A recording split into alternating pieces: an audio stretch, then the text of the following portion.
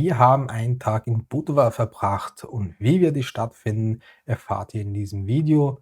Wenn du noch nicht Abonnent des Kanals bist, jedoch keine weiteren Videos verpassen möchtest, würde es uns freuen, wenn du uns mit einem kleinen Klick auf den Abo-Button unterstützen würdest. Nun, vieles über Budva wusste ich so noch nicht. Wenn wir da die letzten Tage durchgefahren sind, dann sah es für mich aus wie eine Stadt mit hunderten Betonklötzen von Hotels. Ein klassischer aus dem Boden gestampfter Urlaubsort quasi. Klar, die Stadt ist seit der letzten Volkszählung im Jahre 2011 von 13.000 Bewohnern auf heute fast 20.000 Einwohnern gewachsen, fast schon quasi verdoppelt. Das spürt man auch jetzt schon im Winter sogar, dass die Infrastruktur dort in einem Schockzustand ist. Im Sommer muss es wahrscheinlich hier wirklich tagtäglich zum Verkehrskollaps kommen. Die Stadt selber hat jedoch definitiv meiner Meinung nach mehr zu bieten.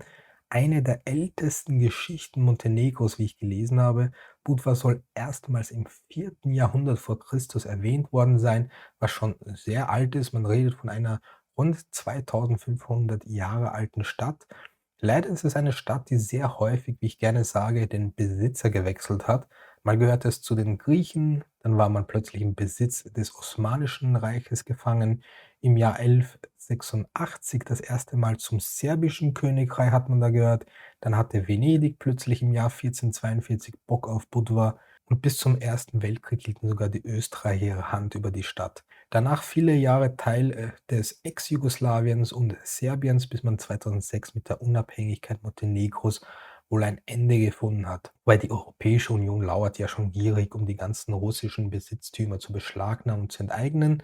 Dann nicht zu vergessen, 1979 gab es ein schweres Erdbeben, wo der Großteil der Stadt völlig zerstört wurde. Was die vielen Kriege nie geschafft hatten, hat die Natur innerhalb kürzester Zeit erledigt. Heute ist Budva ein beliebter Urlaubsort. Lustigerweise haben wir bemerkt, dass nicht nur Russen und Ukrainer hier in der Stadt in der Überzahl sind, wie wir eigentlich erwartet hätten, sondern Türken, wohlhabende Türken. Es landen allein im Winter täglich 3 bis 4 Flugzeuge aus Istanbul in Montenegro, was absoluter Spitzenwert ist für das Land. Klar, wenn man eins und eins zusammenzählt, die wohlhabenden Türken wollen halt auch nicht ihr Vermögen verlieren und haben für sich halt Montenegro entdeckt, wo anscheinend speziell Budva interessant ist, um ja wahrscheinlich Investitionen zu tätigen, irgendwo halt ihr Geld und Vermögen zu sichern. Und ist auf jeden Fall eine schöne Stadt. Ist ja nicht so, dass es hier irgendwie ständig eisig kalt ist und liegt halt auch am Meer. Bevor wir zur Altstadt kommen, neben der Altstadt gibt es einen Weg, der zu einem abgelegenen Strand führt. Wer jetzt nicht im Sommer wie eine Sardine am Stadtstrand liegen möchte, der meiner Meinung nach viel zu klein ist für die ganzen Touristenmassen im Sommer, der reicht auf jeden Fall nicht mehr aus. Und ich habe sogar gesehen, man hat sich sogar extra Wege gelegt, um noch weiter von den Massen zu flüchten. Also sehr kreativ, wer auch immer das getan hat. Die Altstadt selber wurde nach dem Erdbeben neu aufgebaut und steht heute unter Denkmalschutz der UNESCO. Mit den Stadtmauern erinnert es etwa so ein bisschen an Dubrovnik, wenn auch viel, viel kleiner als das Ganze. Und die engen Gassen sind noch verwinkelter als in Kotor und viel, viel enger. Man kann hier sich schon fast schon verlaufen. Und jetzt im Winter war es halt maximal angenehm. Man kann in Ruhe jede Gasse von allen Seiten durchlaufen. Viele Restaurants und Geschäfte haben sogar noch offen. Nicht alle, jedoch mehr als wir erwartet hätten. Die Preise innerhalb der Stadtmauern brauche ich wohl nicht erwähnen, kann man sich wohl denken. Wobei das Café am Strand direkt vor der Altstadt einige Aktionen angeboten hat und das Nicht-Gierig-Sein hat sich ausgezahlt. Es war dort gefühlt jeder Platz besetzt. Hingegen, wenn wir die Hafenpromenade entlang gelaufen sind, war bei den Restaurants draußen kaum ein Tisch irgendwie besetzt. Die Hafenpromenade selber, die ist ziemlich schnell abgelaufen. Den Strand haben wir auch aus der Entfernung nur noch begutachtet. Die 10 Minuten Fußweg haben wir uns mal erspart.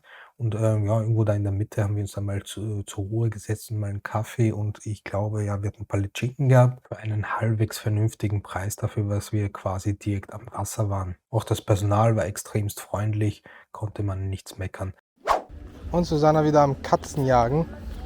Und wie gefällt es dir hier? Total. Ja, bisschen viel Touri-Menschen hier, ne? Ja, ich hätte nicht gedacht, dass hier im Januar so viel los ist. Ne? Aber eher jetzt Januar, Februar als Pass auf, April und Mai. Ne? Danke vor dir. Obwohl da ist ja immer noch nicht so viel wie Danke für den Hinweis, Juni, Susanna. August. Da sollte man sich hier vielleicht nicht so trauen, weil es hier einfach keinen Spaß macht. Ne? Weil es ist hier alles so eng und so und kann man auch gar nicht mal richtig wahrnehmen, wie schön dieses Städtchen ist. Ne? Mal ein Fischerdorf gewesen. Ne? Ja, im Sommer ist das sicherlich die Hölle hier auf Erden. Hier hoch auf diese Zitadelle, dass man mal rausgucken will, pro Person 3 Euro. Kann man mal machen, wahrscheinlich im Sommer 5, 6, 7 Euro. Ja, kann sein. Oder er will hier Eier legen oder hat sie vergessen und versteckt. Ja. Vielleicht ist das eine montenegrische Eierspeise.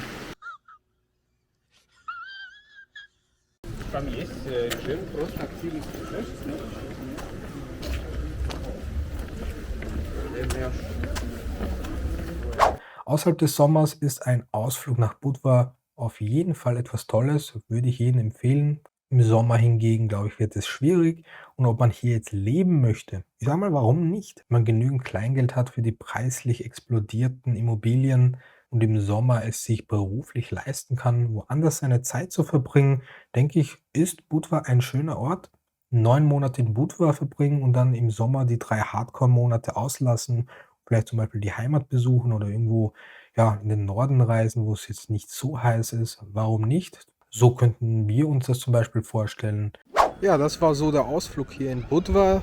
Also sehr, sehr schön, die engen Gassen. Ja, hat so ein bisschen Game of Thrones Flair hier, so mit diesen engen Gassen. Viele Lokale. Ich denke mal, im Sommer mit den ganzen Touris hier muss es die Hölle sein, denke ich mal. Und das ja, ist sicherlich ein nettes Plätzchen. Budva ist schön, klein. Ich denke mir so, alleine der Strand, das muss hier die Hölle sein, auf diesem Mini-Strand. Was weiß ich, wie viele Millionen Touristen da in dem Sommer sind. Plus hier die engen Gassen. Also ich denke mal, Corona-konform ist das hier Ganze nicht im Sommer. Ja, aber auf jeden Fall nett. Bill mir haben sogar diesen Boris Reitschuster gesehen, war mir nicht sicher, war so ein bisschen verdutzt, was der hätte tun sollen in Montenegro. Nachdem wir dann irgendwo uns in einen Café gesetzt haben, hat es mir so ein bisschen gedämmert, dadurch, dass er eine Katze gefüttert hat und irgendwas Deutsches gesagt hatte zu den Katzen. Nur man kann sich immer schnell irren und man will da niemanden großartig belästigen, der vielleicht einfach nur ja, in Ruhe mal ein bisschen entspannen will am Meer. Ja, falls er vielleicht zufälligerweise jemand Bescheid weiß, ob der in Montenegro ist, gerne in die Kommentare schreiben. Würde mich nicht wundern, ist ein schönes Land, schöne Stadt. Wenn man so ein bisschen über YouTube Geld verdient, sicherlich nicht eine optimale Destination. Gerade über den Winter ist es hier angenehm, 15 Grad. Wir haben jetzt 16 Uhr. Ja, man könnte hier so mit einem Herbstjäckchen herumrennen. Wir haben auch Mädels mit Röcken gesehen. Ja. Da wird wieder irgendwo geschossen und gefeiert. Welcome to Montenegro, würde ich mal sagen. In diesem Sinne, ich hoffe, das Video hat euch gefallen. So ein paar Eindrücke über die Stadt. Ist nicht viel zu sehen, viele Hotels im Sommer. Also die Festung ist so wirklich das Highlight, wirklich sehr, sehr schön. Plus da hinten die Höhlen, also die Klippen. Da ist so ein kleiner versteckter Strand, wobei ich denke mal, dass das im Sommer kein Geheimtipp ist. Ja, und somit dann danke fürs Zusehen und bis zum nächsten Mal.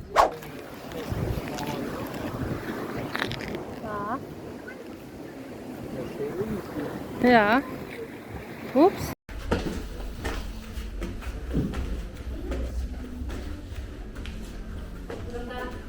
Pardon? Ulaznica 4,5 eura košta Aha, za obilazak. sa plati? Da. Okay. Hvala. Was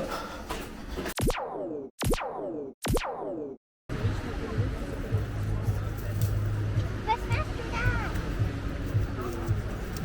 Die paar Quadratmeter muss man ein Haus bauen. Boah.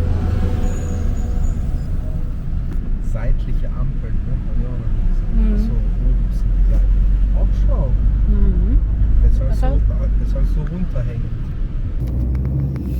So Parkplatz ist nicht so hier, ne? Das ist ja diese Meile, ne? Eine Meile. Was macht der hier? Parkplatz. Mini-Zara war da. Echt? Ja, Ne, das glaube ich nicht. Mini-Zara. Das glaube ich nicht. Ganz klein Zara. Ja, das ist die Polizei, ne? Die machen ein Päuschen.